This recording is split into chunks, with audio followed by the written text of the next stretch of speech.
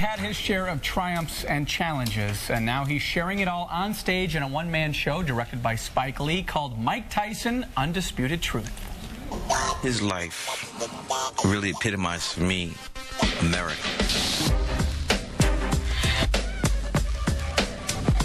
My public life, my private life. And I just knew that with Mike, his personality, his story, he's a great storyteller. I'm at peace with myself. I'm not ashamed of all my low moments in life.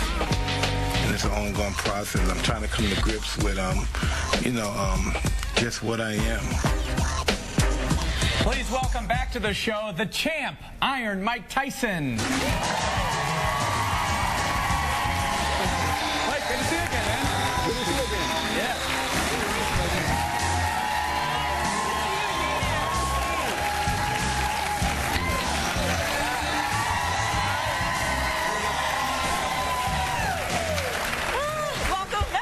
How you doing? Do you remember the last time you were here? We were jumping rope. We had a good time. Glad we don't have to do that. You were good. I was tired. We were I know, because it got our all Oh, right. look at me, look at me. Yeah, you can still do it. You can still do I it. better stop. No, look at the handlebars jumping up and down. No way. Don't forget the double dutch. That was classic. We were trying to double dutch. We couldn't really get on point there as a group there, but that was a good time. Look at you, Mike. I got issues. We had so much fun that day. How's the wife, Kiki? We heard she was in the hospital here in Chicago. Yes, and thank you for caring. Yeah. She, I don't know what it is. She had texted me and she thinks it's stomach virus. The doctors were saying. That's going around. It was just it was very scary, and I love her so much. Lakia, I'm so happy you're okay. Thank God. She's gonna be all right. Whoa, that's just scary stuff. You know, you just don't have no B plan for this stuff. Yeah. What I'm gonna do? Right. She's gorgeous, and I heard you guys met at a dance competition. No way. No. Where did you meet? I knew her since I knew her since she was what 11, 12 years old. I knew her family. I'm from Philadelphia, and we just always been interested in each other. And at the time she came, her family was real strict Muslims. She had the hijab and all that stuff. I was like, whoa. Yeah. And then it was just meant to be. Right. Even though we lived together when we were younger, I was a mess. And I'm so happy that happened. And I did all my cheating and stuff on it. Now that's over. And we're just one unit. Yeah. I know that you adore her, and I know that she has stuck with you through all of the ups and downs and everything else. And she actually wrote this one-man show that you're doing. Absolutely. She did a magnificent job. I tried to explain to her who I was at first, and she came back, well, this is what I was. My parents just wasn't home at time. No, my parents were horrible parents, and this is what she sugarcoated it, huh? Big time, but this is what we gotta. I just embrace who I am, and so does she, and it's a success. In her own uncanny way, she made it very dynamic and Is brilliant. there anything in the show that she left out? Because, I mean, you really do lay it all out on everything. For this particular show, Undisputed Truth, we have, I don't know if she's ever going to do another show about my life, because it's just not enough time to talk about it. I want to talk about when I was in Phoenix, and the baseline sniper, the guy that I believe he shot 19 people and killed 8 of them. He was a boxing writer, so he interviewed me. And one time, so the FBI comes to visit me, and they talking to me, and at the time I'm crazy, and I just left the club, and I was wild and crazy. And I'm saying, when I see the FBI, I didn't know. I'm just, whoa, who butt did I grab at the club? And then I said, oh, FBI ain't gonna come for no fondling charge. So I'm trying to get this out. So next thing I know, I said, well, I remember this gentleman.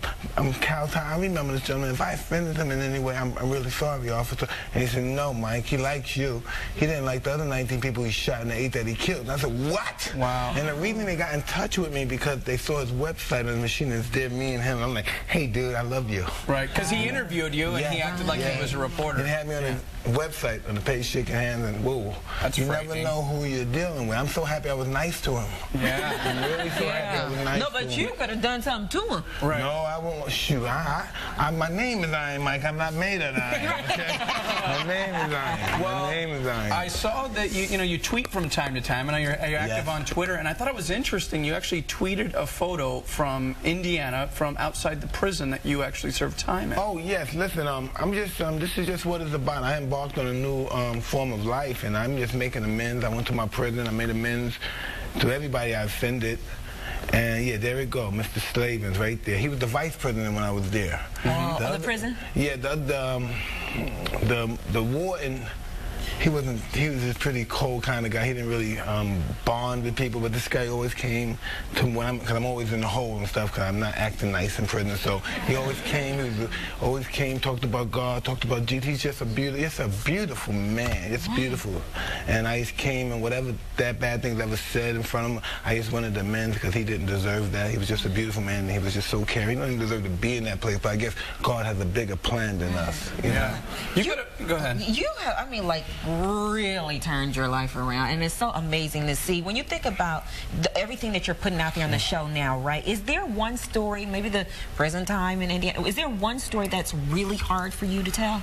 Well, it's not really, because when I do the show, I never look at it if I'm Mike Tyson talking about myself, and I'm great. I'm an artist, and I'm portraying Mike Tyson on stage. Even though it don't perceive like that because your guys know it's me, I can go in there and say, hey, this is Mike Tyson and my mother and father. They're like in the pimping and whoring business at a 6 in the street. I'll fall apart, start crying. I feel sorry for myself. So I'm being objective. I'm just an actor, and I'm portraying this guy, Mike Tyson. But it's me portraying me. But that's how I look at it. But you kind of have to step out of yourself. I have to be really objective. Yeah, and it's a I wouldn't scripted last 5 show. minutes. Yeah, I wouldn't last 5 minutes. I'll start crying. But Spike tried to get me up to do. He said, no, Mike, put the script down. Just go. And boom. Within a second, I'm all over the place. I want to attack him. Well, why am I doing this shit? Right. Then it's not fun like that. But that's what they want to see. It's just not fun that way. To me. I mean, it's not fun. Does being on stage and performing, does that kind of fill the void of the competitive edge that you had as a fighter? I don't know. Now that you said that, I never want to consider it that way. Because I can never have this beautiful life that I have now. Because then I'll go through that megalomania. It's about me. And whenever it's about me, it's always disastrous and stuff. I just want to know, what's it like to work with Spike Lee? You got to come and work. It's hard. It's not a fun thing. You know, he's not a fun guy. He's business, huh? Yeah. All right, well, we are going to have more with Mike Tyson. Stay with us. We'll be right back.